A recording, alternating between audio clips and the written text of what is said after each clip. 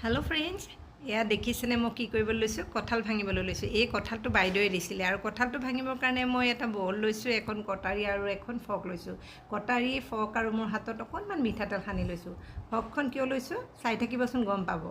এই কঁঠালটো ভালকে পকক বুলি থৈ দিওঁতে অলপমান এটা সাইডে বেয়া হৈ গল কিন্তু এটা সাইডে খুবেই ধুনীয়া হৈ আছে অৱশ্যে অলপমান বেছিকে পকিছে যি নহওক বাৰু এতিয়া চাব মই কেনেকৈ হাতত অকণমানো আঠা নলগাকে উলাম এইয়া দেখিছেনে এনেকৈ ফকখনৰ সহায়ত ধুনীয়াকৈ এফুটা এফুটাকৈ কঁঠালৰ ফুটাবিলাক উলিয়াই দিব পাৰি হাতত অকণমানো আঠা নালাগে যিসকলে আঠাৰ ভয়ত কঁঠাল ভাঙিবলৈ বেয়া পায় তেখেতসকলে এই টেকনিকটো ইউজ কৰিব পাৰে চাওকচোন কি ধুনীয়া কঁঠালৰ ফুটকেইটা ওলাই আহিছে আৰু যিখিনি বেয়া হৈছে সেইখিনি গুটিকেইটা মই উলিয়াই থৈ দিম কাৰণ কঁঠালৰ গুটিটো খাই ভালেই লাগে আৰু আন এটা ললো এটো সৰু বাৰু এটো ডাঙৰটো অলপ বেয়া আছিল কলুৱে আৰু এটো সৰু এটো অৱশ্যে বেয়া হোৱা নাই এটো ফুটাকেইটাও ধুনীয়া হৈ আছে